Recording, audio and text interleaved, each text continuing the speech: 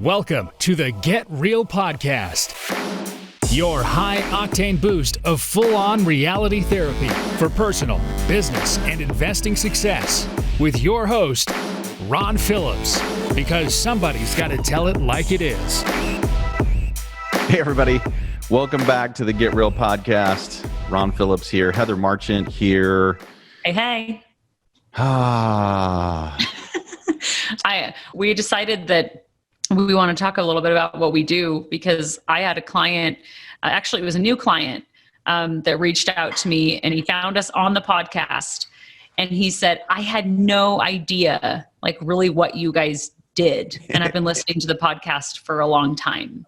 I really think that when people, I don't know, this is probably a headspace issue, but I have a problem talking about, I don't know, I have a hard time talking about that because I don't want the podcast to become this like salesy thing, right? Where I'm here pitching you guys every week. I actually want people to leave here with usable, I want people to come here. I want you guys to come and leave and think that's awesome, actionable stuff, and I don't have to pay anything for it. Yeah.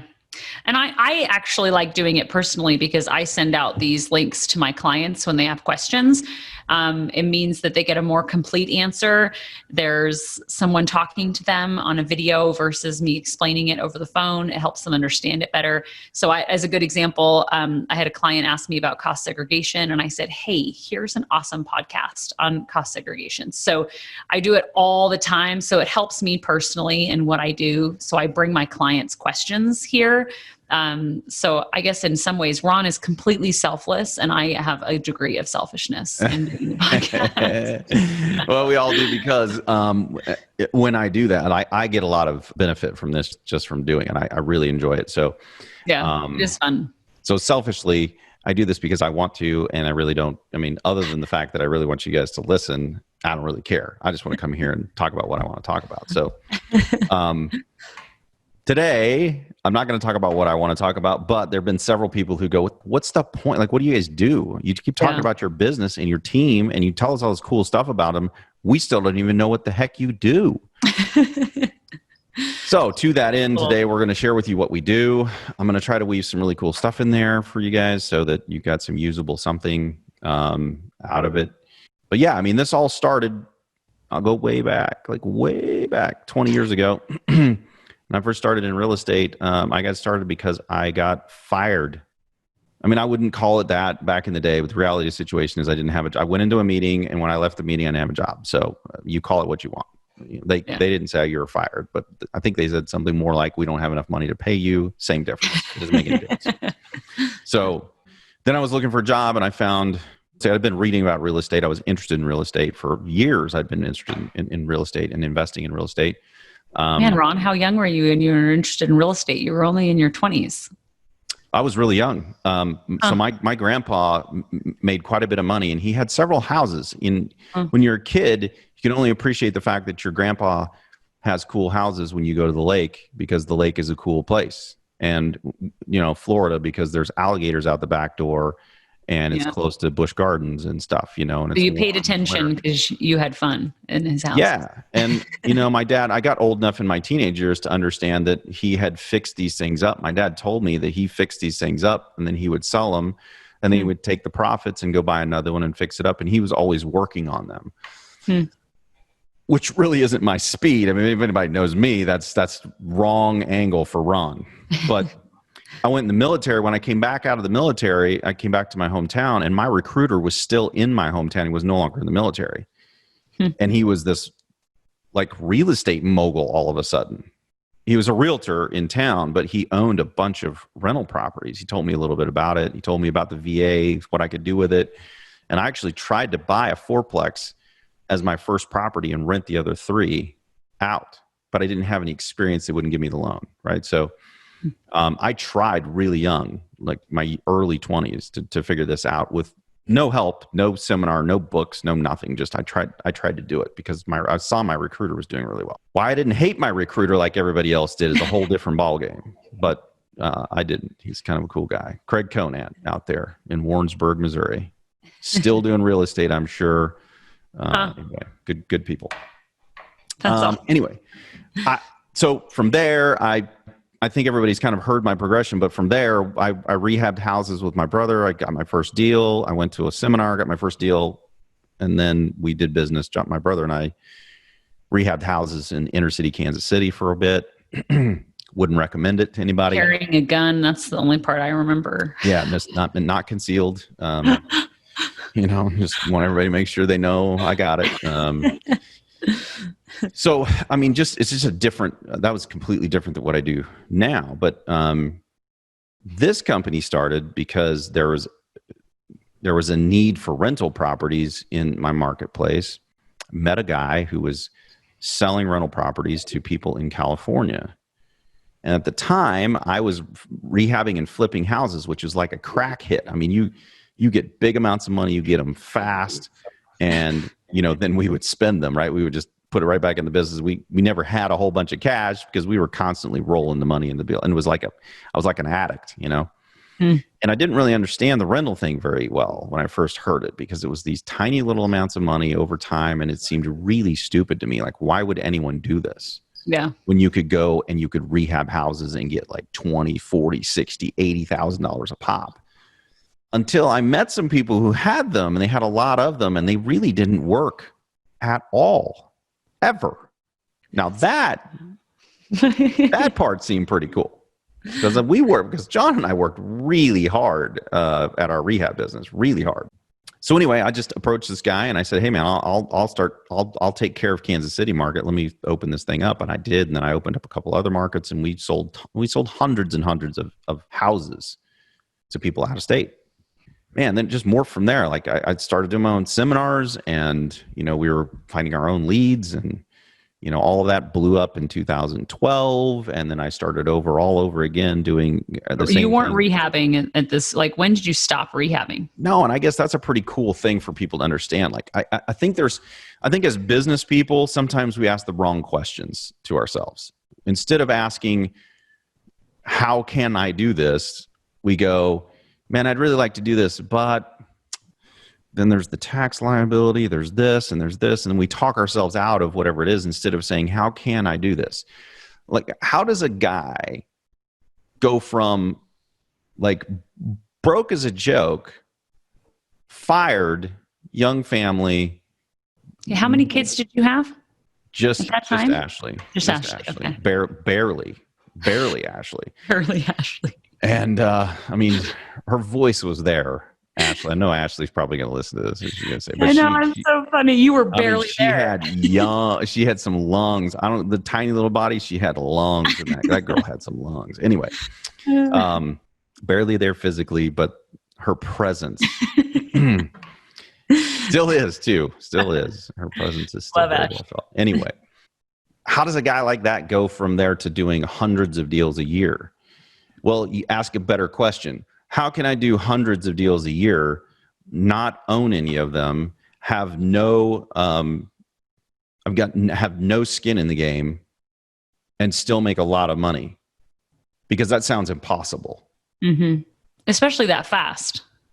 I mean, how do you do that, right? Because the rehab mindset that people have, the buy, sell mindset is, I have to either build them or I have to rehab them. In order to do that, I need tons of capital, millions, tens of millions of dollars worth of capital. Time. Like, you're still trading hours for dollars. Like, as a rehabber, Ron and I talked about this a long time ago, that you said, I realized I wasn't an investor because I was still trading hours for dollars. So it wasn't passive income I was getting when I sold these houses. It was just another version of a job, right? Instead of investing. Now, can you build that into a business? Absolutely, you can. Yeah. Sure, you can. You still have all the liability, though. So how do you build a business? I mean, I built a business here. I mean, think this through, guys. I don't buy any houses. I sell hundreds of them. I mean, my company makes millions of dollars a year doing this. And if the market turns, I can turn just like that. Yeah. I don't have tons of inventory. One of the things that I learned early on, we got stuck with, I can't remember how many houses, but enough houses that it hurt because HUD changed their guidelines. So we were selling rehab properties in Kansas City, and the only way you could sell them in this particular part of Kansas City is through a HUD loan. It's the only way people could qualify, right? So when HUD changed their guidelines and made us have 12 months on title, we were in effect out of business. They shut our business down. Now, that didn't eliminate the amount of capital that was on the ground. It was still there. So I had all of that. My brother and I had that weight on us. That didn't go away just because they changed the regulations. So if I want to change from that kind of a market where I'm the guy who's bought everything and I'm the one who has all the capital on the ground, that ship's hard to turn. That ship's really difficult to turn quickly. But if I'm not the guy who has all of that on my back, I can turn the ship immediately. Mm-hmm. And that has served us very well, Heather. I mean, 100%. You were there back in the day. I was. I started working with Ron in 2007. So right before all hell broke loose. And I had no idea what was coming. I didn't know anything about real estate. So I just came on to be kind of like an assistant. I think my title was the director of first impressions. I believe you're right about that. Yes. Which it was super weird, but we had a really good first impression after I came. Yeah. So we've been working together for a really long time. So I didn't meet Ron during the rehab days. I met Ron during the think outside the box. What if I would have rented all these properties that I kept? Mm-hmm. And then a mind shift change. So what effectively our company is Ron is the broker, licensed, still back in the Missouri days. So we have a sales team, licensed sales agents, and we are part of a brokerage, right? So the way our company operates is we look for deals across the country now. We're not just locked into Kansas City. And so fun. I don't have to drive a Beamer and drive people around on the weekend as a real estate agent. I am a real estate agent that focuses nationwide on good places to buy rental property, which is like the sky's the limit. Specific partners in specific areas, chosen and vetted, through the way that we run our system, right? And so it's not like we're just going and picking properties off the multiple listing service and saying, hey, this one's probably going to be a good deal. Yeah. We work specifically with builders and rehabbers, the guys like doing just what I was doing before. And we teach them our system, and then we work with them, and we work with them long term. Yeah. And so it's just a different way to do it. Some people tell me that I'm an aggregator, which is a really big word for I bring a whole bunch of things together, right? Yeah. And that's really what we do in essence, because we educate people, right? And we take people who don't know anything about real estate and people who do know a little bit about real estate, and we bring them through an education process that teaches them what they need to know, and we create buyers. Mm-hmm. We have a person here who goes, yeah, I think that's cool. I like everything that has been discussed. How do I do this? Oh, by the way, we have these cool, all tucked in a nice little box and with a bow on top, properties over here. They have tenants, we have financing, we have all of these things all packaged together. Mm-hmm. And here you go, if you want one. And then the really cool thing is we don't have to charge our clients. So our clients don't pay us any money because we get paid by the sellers like every other real estate broker in America does. And it's this incredible win-win-win because sellers need to sell their properties. We have people over here who want to buy them, and we in the middle have put everything together and all the pieces. And then we've used our massive amount of sales to be able to go in and negotiate both on the buy side, on the property management side, on the lending side, on all of that. And we pass along all of those savings to our clients. Man, over time, we've been able to really augment this thing because, people call us to sell their properties now. We don't even have to reach out anymore because people have heard of what we can do. And same thing on the buyer side. Yep. I mean, I've been vetting 3 sellers in the last week and getting all the systems in place because we have pretty high expectations on our sellers. So just yesterday, I was on the call with one of the new sellers and I said, remember in the seller agreement, there was a bullet point that said seller supplies all the appliances. And he's like, yeah, I think I missed that. Okay. Yeah, I'll get appliances in there because he was saying appliances weren't included. And I said, no, the appliances are included. And this is how, so it's very specific criteria. The tenant's going to be in place. You're going to have a home warranty, all these things that we demand of our sellers. So the way I explain it too is I say, once you have a really good, solid relationship, and a lot of these relationships go back years and some even longer than a decade. And so you just kind of rinse and repeat. Like you're just saying, okay, that house was awesome. Those granite countertops and that rehab was awesome. Let's do it again. Do you have any more? And so it ends up that we're able to help everybody. And as Ron mentioned, the win-win, I mean, it goes through the whole thing. Nobody gets ripped off in order to make this work, which I love. It's very fulfilling. That throws our clients off a little bit at first because real estate is such a, I don't know, nasty. Yeah. Lots of greed and what's in it for me-ness. And so it feels so great to have a business model that works for everybody. I mean, our sellers, I talked to a lender just a couple days ago and I said, hey, if our clients ever are treating you poorly or, talking like inappropriately to you, I guess will be the easiest way to say it. I'm like, I want you to let me know because we have enough clients and enough properties that we just say, we get to kind of fire your butt. Yeah. We will fire you. Ron's always more blunt than me. Yes, we don't have to work with, and that's probably why we don't push it on the podcast either. We're not needing to use this as an avenue.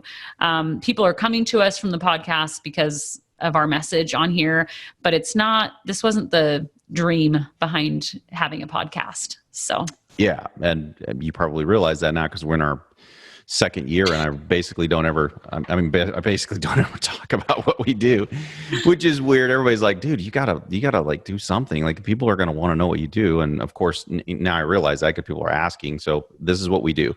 And I like to think we do a really, really good job with our clients. 70% of our clients buy multiple properties. So we got to be doing something right. Yep.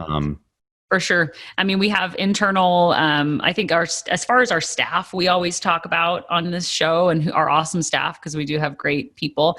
Yeah. We are still a small business, but we have a escrow team that oversees all the paperwork. And so we try to make it as passive as possible for our clients, trying to be a little more full service. And then after closing, customer service. So that way you're not outsourced. Our clients aren't outsourced. Sorry, I'm used to talking to clients.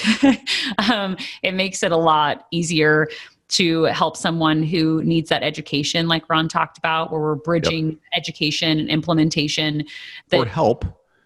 Just help because something went wrong afterwards, and you go buy a property off the multiple listing service and you're on your own and something happens with the management company, you're stuck. Yeah. 100%. And we don't do that to our clients. Sometimes we get a little frustrated because people really should kind of take ownership of their own stuff, but we try really hard to help them understand how to make this thing work long term. Because, and again, selfishly, they keep buying properties from us. So we'd be a little short-sighted not to do it that way, but it's part of our core values. We just can't not help people. I mean, sometimes we want to teach people how to fish instead of giving them a really awesome cooked tuna. And I think that comes with time. I tell clients that I hear from them a lot in the beginning. They'll have a lot of questions. That's just normal. And then over time, I just hear from you less and less until you're ready to buy another property, because I try to do mentorship and help teach them how to solve their own problems. I copy them on emails that I'm sending so they know what questions I'm asking and how I approach problems. And overall, our company goal is to usually, most of our clients, help them achieve their goal, which most of the time our clients' goals are to replace their income. Retire. So we've talked about that on the show, giving them an opportunity. So we built this killer software, and the whole purpose behind this killer software is to be able to show people that, what Heather just said. How can you take your assets that you have, because all of them are different, and put them in the appropriate buckets. Use live properties, use real properties to show you what can actually happen with them over time, where we can reposition them 5 years later. We talked a little bit about that in previous episodes, where you reposition, you grow your portfolio bigger. So we built this software to be able to do that. And then it's kind of taken on this other life where it runs our entire business, and we've created a client portal so that all of your documents are stored in there, and so that you can consistently look at your wealth plan and see what's going on with it. And there's some really cool stuff that we're planning right now, where we can sync with your property managers. And part of the reason we're going to do that is because we have, some clients who have 10 properties in, maybe 8 different states, and they have 8 different management companies. They get 8 different reports, and it's hard to keep all of that situated. And so what we're in process of developing right now is a way that we can suck all of that information in and have one reporting system that you can get used to, that just imports the data so that you have it, and you can have one report that you have to learn how to read, and only one, and not 8 or however many you've got. There's some really cool things we're doing, and all of that stuff is forward facing. It's based on things that our customers are asking us for. Our clients say, man, I really have a trouble with keeping all of this straight. Okay, let's see if we can figure out a way to incorporate something in our system that makes it work for them. So I think a couple takeaways I heard in what you were saying, Ron, for business owners is listen to your clients and their concerns, because we've listened and tried to be pretty agile in following, a little bit of a bob and weave to get what our clients need. That's paid off big time. And watching for repeat business. I think sometimes we have these huge marketing budgets as companies, instead of really focusing on taking care of your clients you already have and getting referrals. So much easier to keep a client than it is to get a new one. So much easier. Yeah, lots and lots of referrals. I've been doing it a long time. So in the company, I'm the one that gets the most referrals, but I think it's mostly because I've been here the longest, right? So I have the most people that I've worked with. So having those client referrals, I usually get 3-4 client referrals a week. So watching for that part of your business that you could maybe improve, so that way you can not have to work as hard to drum up new business. So Yep. Bringing out the takeaways. Yeah, no, that was great, because I think that's true. And listen to the right clients. I think I would add to that, right? Because some of them just make noise, and there's one that makes noise. Yeah. Can't you listen to the one that makes? You do have to listen to the one that makes noise, but you don't have to change your structure because of one that makes noise. Yes. Listen to the majority of your people, and they'll tell you what they need. And then try your best to make it work, right? So we are actively doing that. We've been actively doing that for years. Yeah, we've worked with some of our clients. We've worked with so long term that I know all their kids' names, and I think having an invested interest in the people that you work with is so valuable, and it's also fulfilling. It's way more fun, for our culture. We did an episode a couple weeks ago when one of our clients passed away, and you just care about people, and you're able to help more people. So anyhow, I think that's a couple of the main things I love about our culture and our company is that everybody wins in every transaction. There's very, very few times where we end up with a losing team. And that feels awesome. And being able to help people achieve their goals, and not like focusing on their goals and not mine, which is what that wealth plan is really all about. So anyhow. Yeah. And it's easy to do that, because it doesn't make any difference whether the property's in a certain market or another market. Our company makes the same amount of money. It doesn't make any difference. And so what we really try to focus on is what's in it for you guys. So what's in it for our clients? How can we help them reach their goals? And we can do that because, it doesn't make any difference. It doesn't make any difference which one it is, right? We sell the one that's going to be best for whoever it is. And that's also really, really cool. One thing I noticed, to be able to do that. This is what I was saying. Yeah. Sorry. One other takeaway I thought of too is watching your business for I guess someone encroaching in on your space. And there's been a lot of tech entering the real estate space in the last, decade probably, with a lot of people looking online for properties and stuff. And so we've seen a lot of clients purchase online kind of sight unseen and really struggle and have a very poor experience. And so we've watched that. And so to stay current and stay nimble with your industry, to make sure that you're ahead of where the industry is going. So that's one of the reasons we've been developing our software, is watching current trends, and where a lot of people are actually going to struggle if they don't have guidance and standards in owning rental properties. We just don't deviate from our standards. We never have our clients buy in flood zones, is like a really simple example. So if you are just buying online sight unseen. So we've been watching that and trying to protect against people getting in big trouble. Yep. I'm not sure what else we can say about exactly what we do. That's what we do. It's not really that complicated. It really isn't. Once you understand, it's like, there's a lot of moving parts, and it actually kind of is really complicated, but the concept of it is really pretty simplistic. Yep. From a client's perspective, it's really not that complicated. It's pretty simplistic. And I think we've done a really good job of looking for opportunity to help other businesses win. So we, like you mentioned, Ron, how we leverage our bulk buying power, or our volume of business, to be able to get better discounts for our clients, which means more cash flow for them, which means everybody wins again, right? So the property manager gets more business. So I think looking for opportunity that way to collaborate has been really helpful for our business model, to be able to find a way for our clients to benefit from our bulk buying power. We have lower insurance premiums, as an example, from just having a lot of sales. So and we could take some of that money. Yeah. We just don't. Yep. We give better deals. And I think that I think that's the right thing to do, but B, it gives us an edge where we can our deals are just a little bit better because we have some bulk buying power, and we're able to leverage that into better deals for our clients. Hopefully that answers the question about what we actually do. In a nutshell, that's what we do. We're a consultative company. We sit down with you. We go over your assets, where they are, what they can do. And then, if all of that sounds like something that you'd like to do, then we have the properties already. They're already done, ready to go. And it's super easy to implement at that point. And that's what we do. Yeah. And I tell people, be prepared. It's addicting. It is. It's really fun. It's a good addiction. It's a very good addiction. It's a healthy, good addiction, like going to the gym. It's great. It's fantastic. Well, so there you go. However many of you who have asked us, there you go. Now you know it's in an episode.